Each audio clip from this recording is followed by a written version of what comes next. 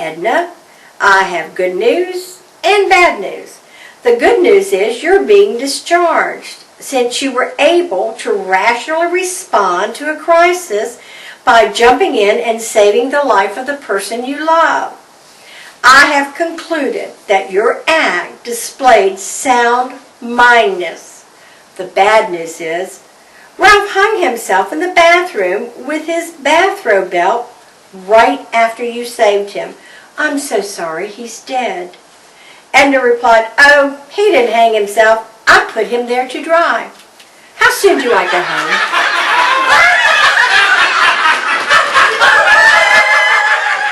Last week, we took some friends to a restaurant, Steve's place, you know, and noticed that the waiter who was waiting us carried around a spoon in his pocket the whole time we were there. It seemed a little bit strange, but when the busboy came with the water and utensils for us, I observed that he also had a spoon in his pocket. Then I looked around, and all the waiters had spoons in their pockets. It seemed a little strange to me, but when the waiter came back to bring our soup, I asked, why the spoon? Well, he explained, the restaurant owner hired Anderson Consulting to do some feasibility studies and revamp all of our processes. After several months of analysis, they concluded that the spoon was the most frequently dropped utensil throughout the entire restaurant. And if we each carried one, we could help with the 3 spoons per table that were dropped on average every hour. If our personnel were better prepared, they'd have the spoon and could hand to the table, and that way they wouldn't have to go back to the kitchen so often, and would save about 73 man-hours per shift by carrying those.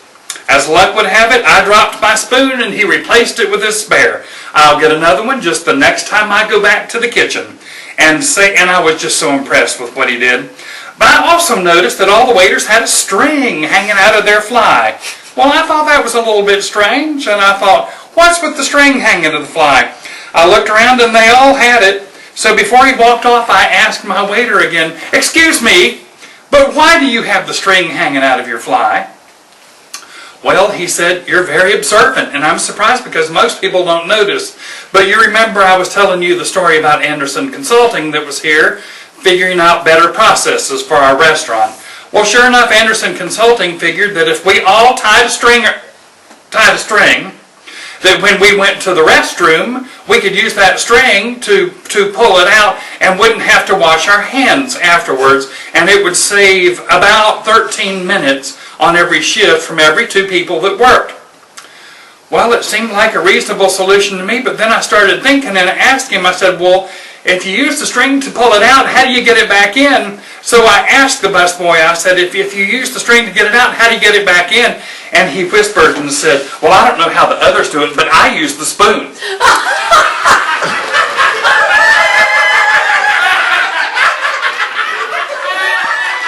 A Baptist preacher and his wife decided they needed a dog. Ever mindful of their congregation, they knew the dog must also be Baptist.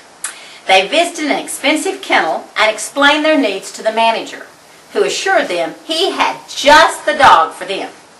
When the dog was produced, the manager began giving it commands. Fetch the Bible, he commanded. The dog bounced to the bookshelf, scrutinized the books, located the Bible, and brought it to the manager. The manager then said, find Psalms 23. The dog, showing marvelous dexterity with his paws, leaped through the Bible, found the correct passage, and pointed to it with his paw. Duly impressed, the preacher and his wife purchased the dog. That evening, a group of parishioners came to visit. The preacher and his wife began to show off the dog, having him locate several Bible verses. The visitors were amazed. Finally, one man asked, can the dog do normal dog tricks too? Let's see, said the preacher. Pointing his finger at the dog, he commanded, heel. The dog immediately jumped up on a chair, placed one paw on the preacher's forehead, and began to howl. The preacher turned to his wife in complete shock and disbelief. We've been swindled. That manager sold us a Pentecostal dog.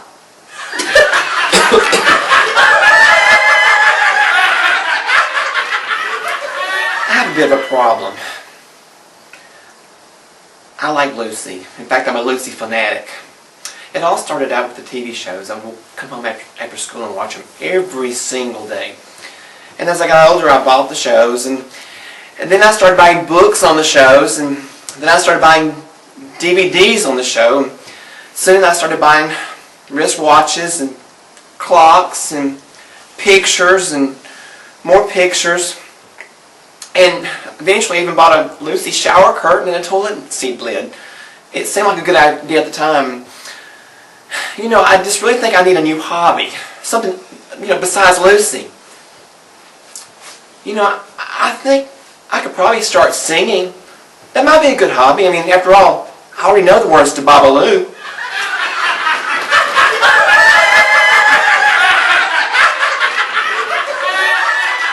My next joke's called The Old Cat. One day I was driving up the road listening to my radio and I decided to change the channel. I wasn't looking at the road as I was driving. And when I did, all of a sudden, I ran over this cat.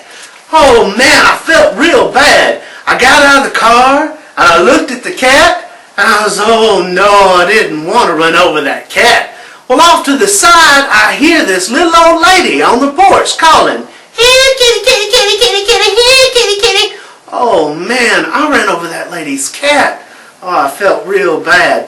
Well, I thought to myself it'd be the right thing to do. So I went over to the little old lady and I said, "Ma'am, I think I ran over your cat." "Oh, Lord mercy, you ran over my cat, my poor old puss puss? Well, what did he look like?" I thought about it and went, "Oh, you mean terrible man. I mean, what did he look like after you ran over him?" And I thought about it and I said,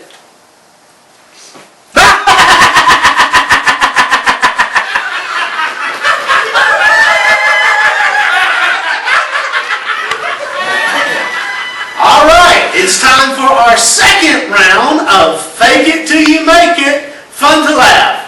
1, 2, 3.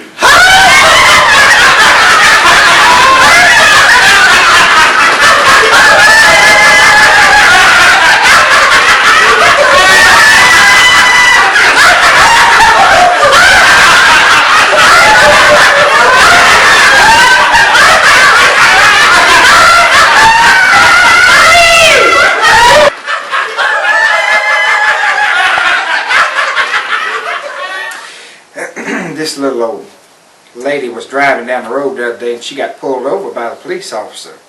And the police officer said, "Ma'am, may I see your driver's license?" And she looked at him and said, "Is something wrong?" He said, "Yes, ma'am, you were speeding." And she said, "Well, I don't have a driver's license." And he looked down at her and said, "What do you mean you don't have a driver's license?" She said, "I lost it due to drunk driving." He said, "Can I see the registration to your car?" And she said, "No." He said, "Well, why not?" And so the little lady said, "Well, it's not my car, I stole it." And she said, "And on top of that, the owner, I chopped him up and put him in the trunk in some plastic bags." And the officer eyes got big rounds, you know, and just started backing away from the car. And he said, "Ma'am, just stay right there." So he went back to his patrol car and he called for some backup where the commanding officer pulled up. And he eased up to the car with his gun half drawn and he said, "Ma'am, I'm going to have to ask you to step out of this car just a minute." She said, "Certainly, officer." And so she stepped out and she said, "Is there a problem?" And he said, "Well, this officer says you've killed somebody. I'm going to need to take a look in that trunk." She said, "Well, certainly, officer." So she opened the trunk and wasn't a thing in the world in the trunk. And she said, "What's the problem now?" And he said, "Well, can I see your driver's license?" And so she fished around in her pocketbook, you know, and she produced her driver's license. And he said, "Well, ma'am, my officer said that you didn't have a driver's license." She said, "Well, here they are." And he said, "Well, ma'am, can I see the registration to your car?" And she said, "Certainly." She went and got the registration and handed it to the officer. He said, "Ma'am, I'm just real confused.